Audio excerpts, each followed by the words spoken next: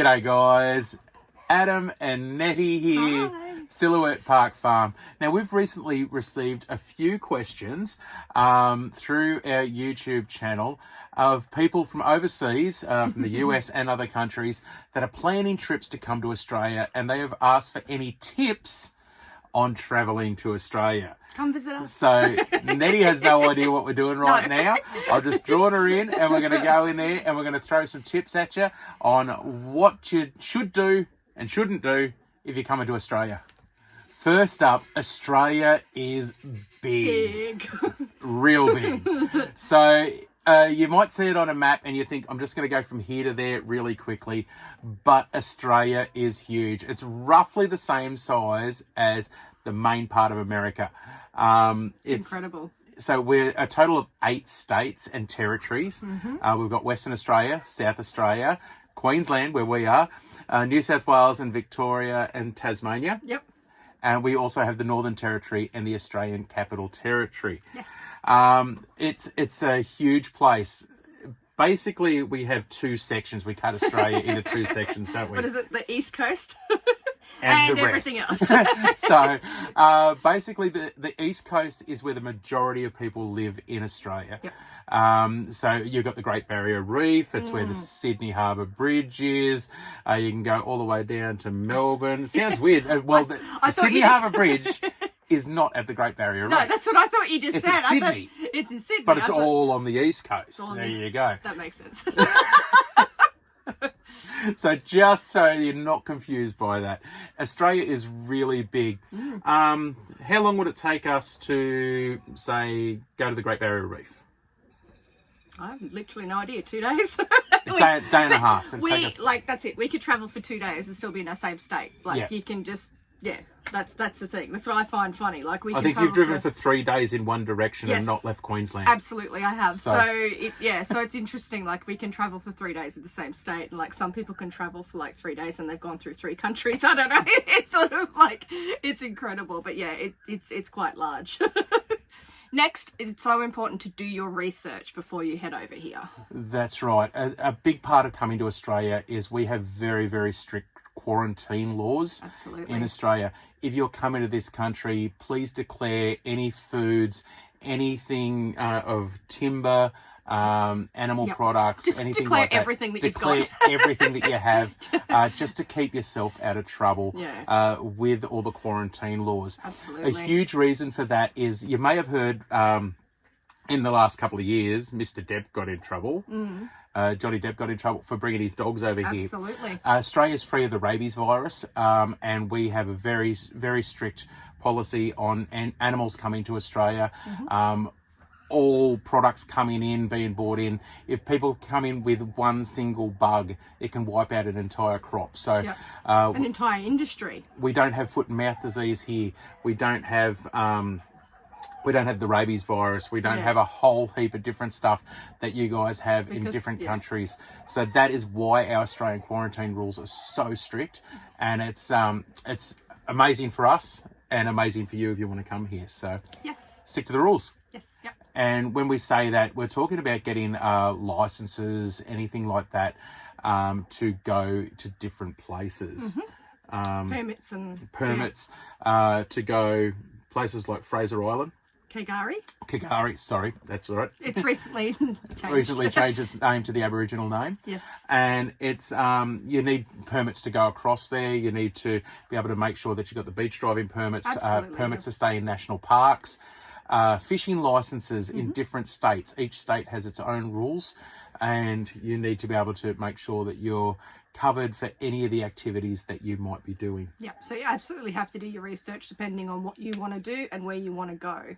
So you need to, literally, I don't know, go to an information centre or Google. The pub. Or go to the pub. Absolutely. That's what we do. The best way to get information in Australia is to visit your local information centres and hope that you have a local that really knows their stuff. Huge example of that is Thargomindah in Western Queensland. Daniel and the crew out there. They are brilliant. As well as Quilpie, little towns like that. Their information centres are second to none. But if you want the down low on what's going on, where the local fishing spots are, where you can go and hang out where the local parties are and what's going on in the local area. You go to the pub. The pub.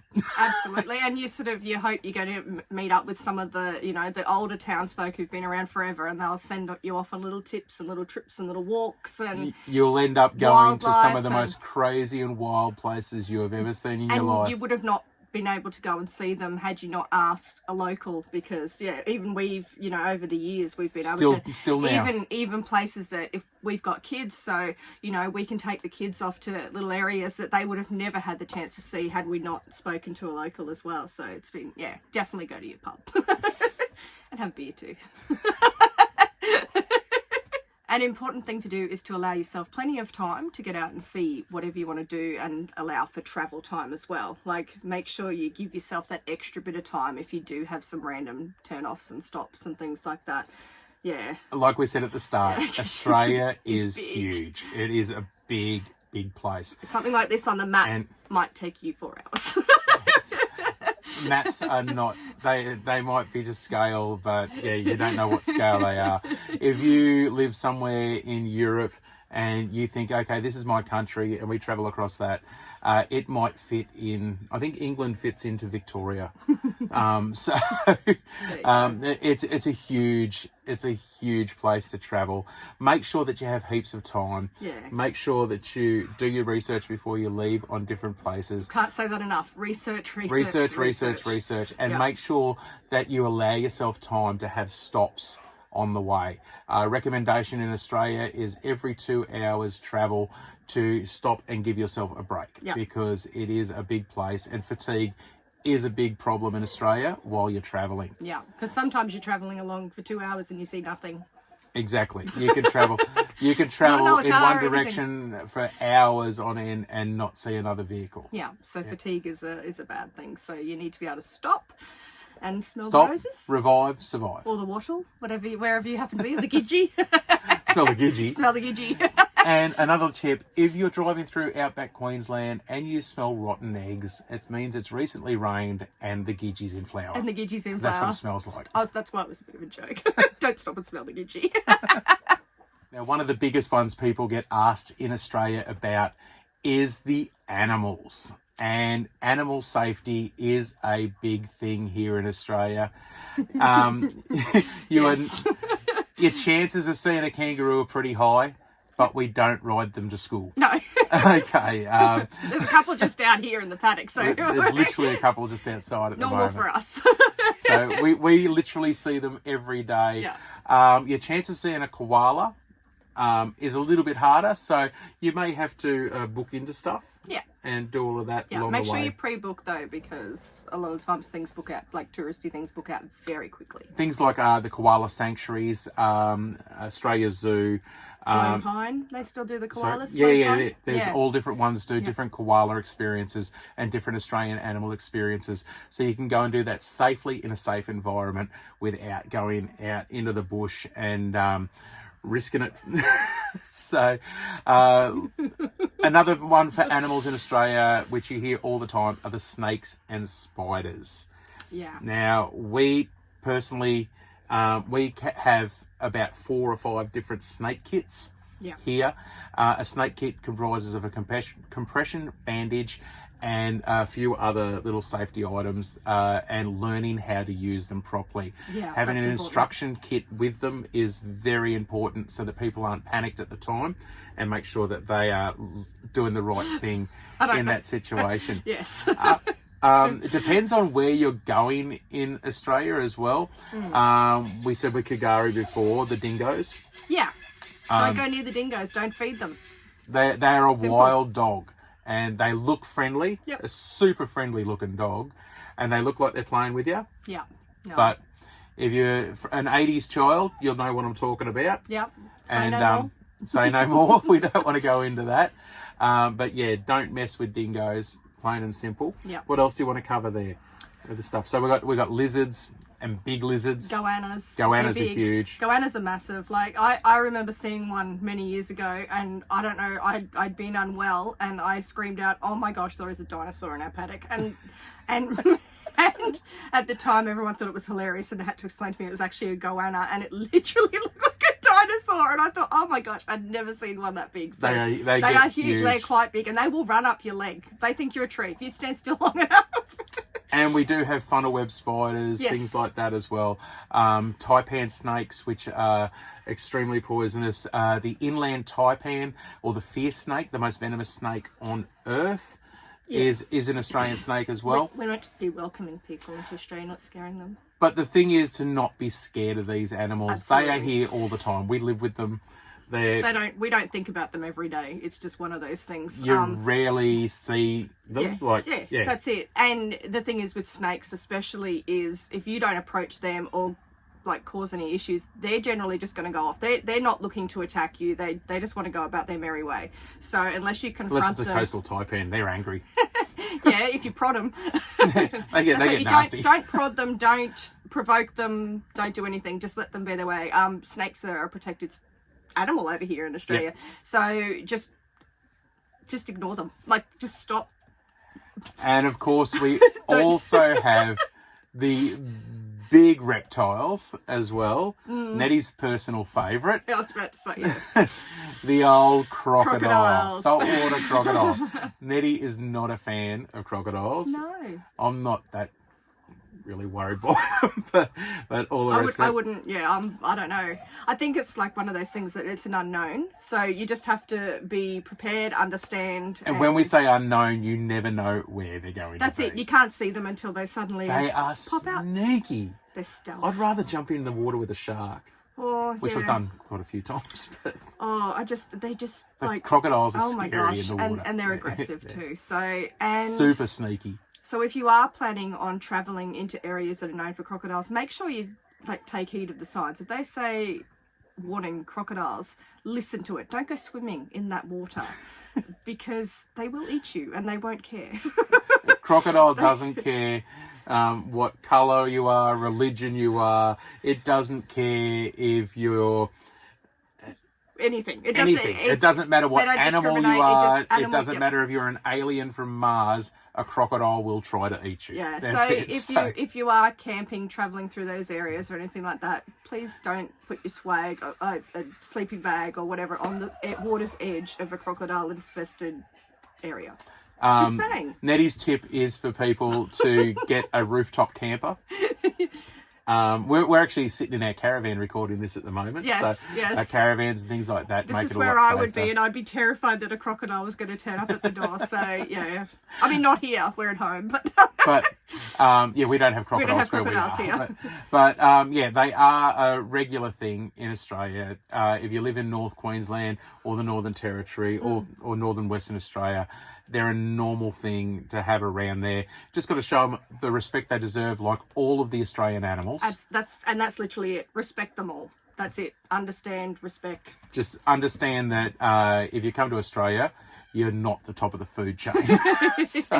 Yeah, and I was actually going to quickly mention about the jellyfish as well. Be careful of those, especially jellyfish. Like up in North Queensland and things like that. I'm not really sure. I only know Queensland. I really haven't done much travel at all, but the jellyfish and all of that, they are quite deadly as well. So you just the thing is, everything is quite well signed, and so if you're going to an area, just check what animals are in the local area and then respect their environment. So my brother and nephews are actually surf lifesavers up in North Queensland, and they patrol the beaches and they do all of that stuff up there. And they swim all through jellyfish season. Yeah. And they wear specialised suits. So if you travel through Western Queensland, you might see someone in head to toe suits and they're all up there. That's a normal thing. Anyone that's doing any spearfishing, diving, any of that sort of stuff all through those areas, most of them wear full wetsuits. It's a normal thing in Australia because you don't want to get stung by a blue bottle or worse than that, irriganti or a box jellyfish. Yeah. So you don't want to get one. Oh, shivers, sorry. And swim between the flags. I was excited. Look, I talk with my hands. And swim between the flags on any of the beaches in Australia because they are manned by surf lifesavers during our summer season. So on all Australian beaches, there is red and yellow flags set out on the beach, which are the manned areas. So as Nettie just said, they are fully manned. They got surf lifesavers on those beaches with all of the equipment. They're fully trained to help people get out of trouble. Yep. So do the right thing by yourself. Yep. And you don't want to get caught in a rip in Australia. No. So, because it will suck you out to sea real quick. So, and that's just all the warnings. Everything else is amazing, but you've got to just take heed of the warnings. And I just giggle in about that because I get caught in a rip all the time. Nettie just laughs because I don't laugh. I swim back. But he's a strong swimmer and understands rips and everything like that. So if you're not a strong swimmer, do what I do. I mean, I'm a strong swimmer, but I just stay go with it. knee deep, knee deep.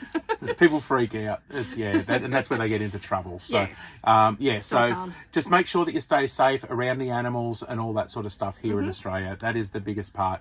Is to just like we said before, learn the rules. That's it. Do your research before you go. And you can have so much fun and you're not thinking about the rules, but if you understand them, then you don't need to worry. So probably just make sure that you really just enjoy your trip when you come here. That's the biggest thing is about that. There's so much you can, like, we've done a fair bit of travel in Queensland. Adam's travelled everywhere, but there's just so many places that are amazing, and you just can travel for hours and just see so much fun stuff. It's just brilliant. I love it. I love Queensland, especially in Australia. Like, I couldn't think of a better place to be, honestly.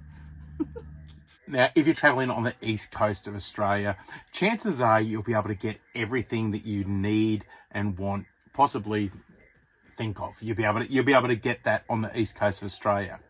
But if you're travelling in different areas of Australia, especially remote, through west areas, right across through the desert country, all the rest of it, there's a few things that you probably should look at taking with you. Yeah, actually have with you before you make the trip. What would your highest one be for what you should travel with you? Water. Absolutely. There is places in Australia where it's illegal not to travel with enough water per person per day. So you need to, like we said earlier, make sure you check your regulations. But there is areas that it is illegal. Police will pull you over and check if you're carrying enough water for each person in the vehicle. It's safety. As a safety precaution. So it saves lives in Australia. Because Australia gets hot. It does. Like really hot. Yep. So traveling with water. Also, if you're traveling to any remote areas, any medication that you may need, make sure that you have it before you leave on your trip. Yeah. So you may be able to pick it up here or bring it with you, depends on what the medication is, with the quarantine laws and all that sort of thing. But make sure that you actually traveling with the medication that you need for your holiday. Yeah, so don't expect in some of the areas to be able to find a pharmacy, chemist, or wherever sells your medication that you're actually going to be able to get it, because there's some shops are few and far between as you get further west. Also, any food or snacks that you may want, or if there's specific things that you want, then it's a good idea to take them with you on trips when you're heading out. Highly encourage stopping at most of the small towns and supporting them, getting a coffee or going to the pub or grab yourself lunch at one of the local cafes or something like that. We stop in every town. We literally try to stop in every town. Even if it's just to get a drink, unless the kids are asleep. Because you don't want to wake your kids up. You never stop if your kids are asleep. But basically what we try to do is try and stop at those small towns, but you can't always get what you want. Things close at different times. Things aren't always open on weekends, public holidays, all of that sort of thing. So make sure that you carry enough food. And exactly the same thing goes for fuel. Always make sure you have enough fuel to get to your next location. Never ever think, I've got enough to get there. And don't do that. Never ever get there. No. If you're not sure, fill it up. Yeah. So fill it up when you can, because the next fuel station might be out of fuel. So gas or whatever. Oh, gas if it's in there. Yeah, fuel. Just say fuel. Should be right. Yeah. I don't know. Sometimes our terminology is different to around the world. So the other one is not all areas have phone service in Australia. So not all places have phone and internet. So it's a good idea to carry a certain amount of cash with you when you're traveling through these areas. It's not really a problem if you're on the East Coast or in built up city areas, but as soon as you start traveling to remote areas, it's always a good idea to carry a little bit of cash with you, just so that you can get some fuel or get some accommodation or whatever you might need on your trip. That's it. So there you go, guys. That brings us to the end of our little video here. And hopefully some of these tips have helped you if you are thinking about coming to Australia. Now, we have put a few things in there. They're not designed to scare people off. Oh, gosh, no. No. With the stuff with the animals and all that sort of stuff, basically, it's not there to scare you. It is just about being aware. Yeah, awareness it just makes it better. And then you can respect all the animals of where they live, and So it's not a scary place to come. We're not trying to scare you. So this is an absolutely beautiful country, and we love living here. There is so much to explore and enjoy. Just all of Australia has so much to offer. So it really does. It's absolutely beautiful place.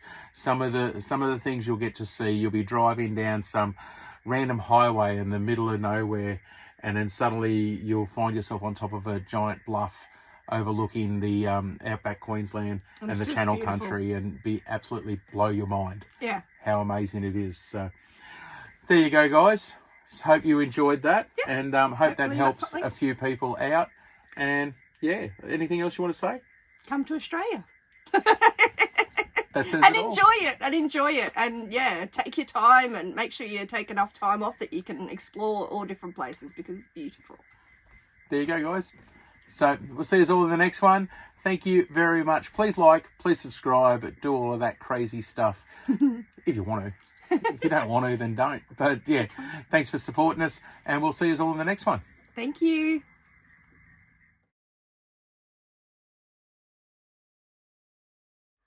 Do I say firstly, or you? And next, or nextly, or nextly. Nextly.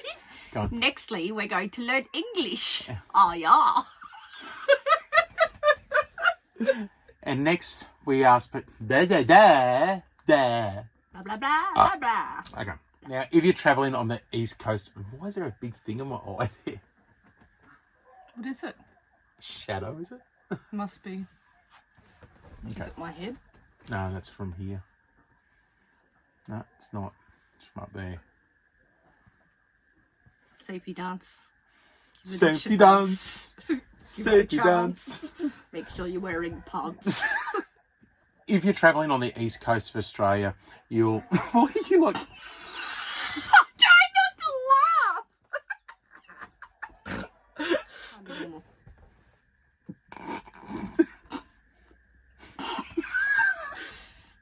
Okay, just give me a second. Okay, go. Just talk. Just say something. Okay, we will. Ready? You can go where you want to. Leave your friends behind. If your friends don't dance, Leave they don't dance for their no friends of mine.